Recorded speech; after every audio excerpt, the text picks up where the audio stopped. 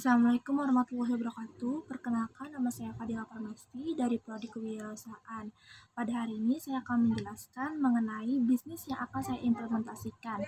Pada akhir ini, pandemi COVID-19 semakin meningkat, dan ini menyebabkan banyaknya pekerja, pedagang, ataupun usaha mikro, menengah kecil, atau yang biasa disebut UMKM terpengaruh oleh dampaknya. Selain itu, adanya PPKM yang berkelanjutan sampai bergelombang-gelombang membuat beberapa toko-toko mempengaruhinya juga ikut tutup, membuat kita ingin turut membantu masyarakat sekitar dengan berperan aktif mengatasi permasalahan tersebut. Sehingga kami memiliki beberapa pemikiran hal apa yang ingin dibuat untuk membantu pengusaha kecil, UMKM kecil yang di rumah-rumah, di pedagang sekitar, pasar yang mengenai dampaknya. Karena toko-toko tertutup membuat mereka kesulitan untuk memasarkan produknya, untuk menjajakan produknya, sehingga kita berinisiatif untuk membuat sebuah namanya website. Solusi yang terbaik untuk membantu permasalahan yang terjadi tersebut membuat kita memberikan sebuah ide, yaitu membuat namanya sebuah platform digital. Platform digital ini berupa sebuah website dengan cara para pedagang-pedagang sekitar atau UMKM kecil, online, dan lain-lain dapat mendaftarkan produk dagangan mereka. Pasti membutuhkan waktu yang cukup lama, pengantaran, dan biayaan. Tapi saya berinisiatif bahwa penggunaan website ini hanya untuk di daerah kota saya. Masyarakat di sekitar dapat memanfaatkan penggunaan ini dengan baik. Jadi masyarakat di kota, itu kota kita, kota Balikpapan, dapat memanfaatkan website ini untuk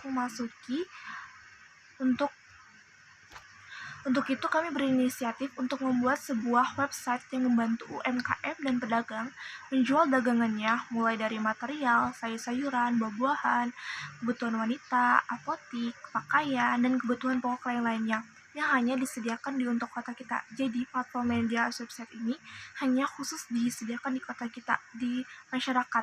Website ini dapat membantu masyarakat kesulitan mencari bahan pokoknya dan lainnya tanpa harus berinteraksi dengan orang lain. Solusi ini diharapkan sangat efektif membantu masyarakat sekitar. Dalam berbagai aspek, pasti ditanyakan apa sih tujuannya, ditentukan banyaknya pertanyaan, bagaimana sih proses pemberdayaannya itu dapat terlaksana dengan baik. Langkah pertama apa yang harus dilakukan agar solusi ini dapat berjalan dengan lancar. Sehingga untuk diketahui bagi yang awam terhadap penggunaan teknologi tersebut, kami pertama yang dilakukan adalah mencari dan mengadakan survei ke pasar-pasar terdekat. Seperti daerah kita terdapat pasar baru, pasar Pandansari, pasar malam, dan di tempat-tempat mall itu biasanya di bawahnya itu ada pasar-pasar yang kayak pedagang-pedagang yang hanya menjajakan secara offline doang. Dengan ini, karena terpengaruh oleh dampak pandemi COVID, diharapkan dapat membantu masyarakat sekitar dalam menjualkan dagang apa yang akan mereka jual. Tujuannya itu untuk mengetahui berapa banyak sih presentasi dan kemungkinan penjual mengetahui bidang teknologi, sehingga kita bisa membantunya dan mengetahui apa saja yang bisa kita bantu. Langkah kedua untuk proses pemberdayaan ini yaitu dengan mengajak orang-orang yang awam yang sedang berjualan untuk mengenalkan dan mengajarkan secara langsung bagaimana penggunaan teknologi sekarang, bagaimana cara penjualan sekarang ini ke masyarakat ekonomi kecil yang tidak mengetahui tentang teknologi, karena banyak sekali barang-barang yang dijual di pasar yang hanya dijajakan secara offline tapi tidak dilakukan secara online, sehingga kami turut membantu bagaimana cara itu barang ini dijual dengan lancar dan baik. Langkah ketiga yaitu memberikan beberapa pembelajaran dan hanya memasukkan untuk daerah kota Balikpapan. Pembelajaran ini dilakukan kepada masyarakat sekitar yang penggunaan teknologi ini dilakukan seperti ini, seperti itu, dengan mengadakan survei, melalui media sosial seperti TikTok, Instagram. Kami juga mempromosikannya melalui platform tersebut, sehingga bagi kaum mulia itu dapat tergerak dan melihat seperti ada volunteer yang ikut turut membantu di sekitar Balikpapan. Dan kami juga mengharapkan dapat membantu sebuah yang namanya startup untuk kaum muda untuk berkembang pesat yang membantu perekonomian dunia dan masyarakat. Itu saya jelaskan beberapa prioritas saya mulai dari proses pemberdayaan, strategi, dan prinsip yang saya gunakan. Prinsip yaitu yang pertama, buat apa yang pelanggan rasakan, kita juga harus merasakan. Ini merupakan suatu kesetaraan yang dapat membantu pelanggan dalam menggunakan website ini sehingga menjadi rasa nyaman saat sedang.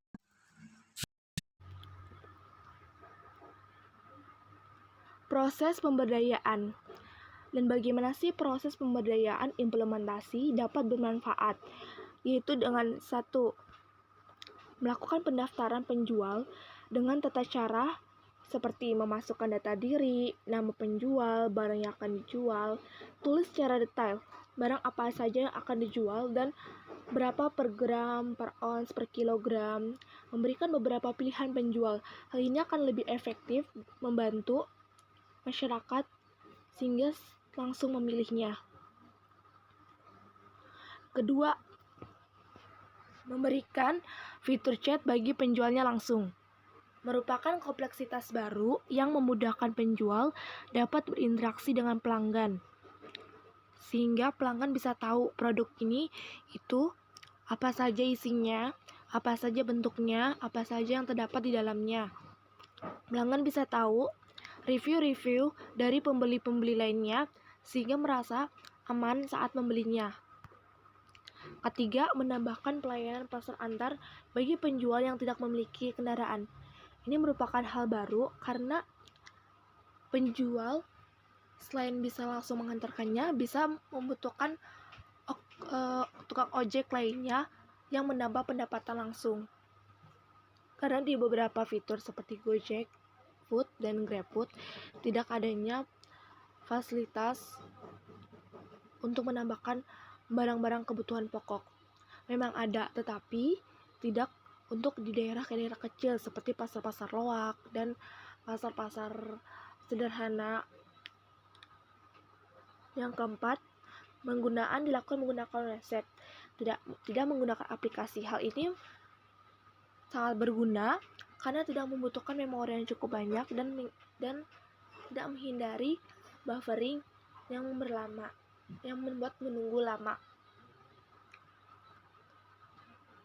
Strategi pendukung yang dapat berkontribusi secara aktif, yaitu memberikan ketersediaan produk lokal khas Kalimantan yang jarang dimiliki. Ini kan jarang banget produk tersebut dikenal itu untuk di website. Untuk itu, di website dapat dimanfaatkan sebaik-baiknya untuk mengembangkan produk lokal tersebut. Kedua, yaitu adanya arahan keberlanjutan penggunaan. Dengan selalu mengandalkan seminar bagi penjual, sehingga produk lokal dapat berkembang pesat karena mengetahui apa saja strategi yang harus digunakan agar produk ini dapat laris. Dan kita juga memanfaatkan mahasiswa untuk bisa membantu masyarakat yang minim pengetahuan dalam mengembangkannya. Masyarakat, pedagang, dan lainnya kita akan mengadakan penyuluhan, seminar, dan rapat mengenai bagaimana sih proses pedagang yang dapat berguna dan berperan aktif. Ketiga, yaitu dengan memberikan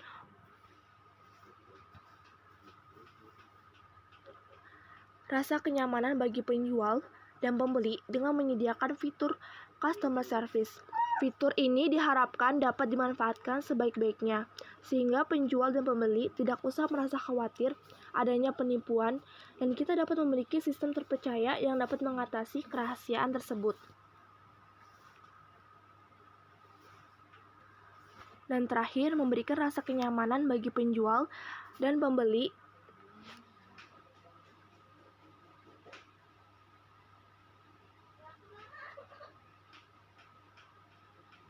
dengan adanya website UMKM baru bagi masyarakat.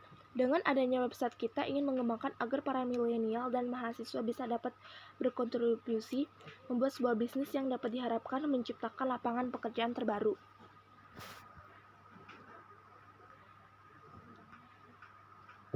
Dan terakhir, prinsip. yaitu yang pertama, about apa yang pelanggan rasakan, kita juga harus merasakannya. Ini merupakan suatu kesetaraan yang dapat membantu pelanggan yang menggunakan website ini menjadi terasa nyaman saat berbelanja. Karena adanya rasa nyaman ini, membuat pelanggan diharapkan dapat merasa loyal dan merasa cukup nyaman saat menggunakannya. Kedua, menerapkan sikap kedisiplinan dan kepercayaan bagi penjual. Membuat pelanggan dapat berkomitmen dengan sebenar-benarnya saat menggunakan aplikasi tersebut, sehingga merasa nyaman. Saat berbelanja, penggunaannya sangat mudah dan merasa saat melakukannya itu, saat ada kendala, ini dilakukan secara cepat saat menanganinya. Ketiga, membangun ekosistem internal yang dapat berkembang secara cepat. Hal ini dapat berkontribusi berperan aktif menambah penunjang-penunjang lainnya yang dapat meningkatkan website tersebut. Agar kewirausahaan tersebut dapat berkembang dengan cukup baik, diperlukan beberapa indikator pendukung yang akan terus dievaluasi dan dipergunakan dengan sebaik-baiknya. Mulai dari melihat indikator jangka panjang, yaitu hal apa yang terpenting, dan yaitu mengenai kenyamanan, kepercayaan, dan penggunaan. Sehingga untuk itu, kita juga menambahkan mahasiswa-mahasiswi di beberapa kota dapat ikut berperan langsung dalam berkontribusi secara langsung menerapkannya. Sehingga hal ini diharapkan dapat berkembang cukup panjang dan UMKM kecil juga ikut masuk dalam berkontribusi. Sekian dari presentasi saya mengenai topik rencana Social Business Enterprise about Build Website. Terima kasih. Wassalamualaikum warahmatullahi wabarakatuh.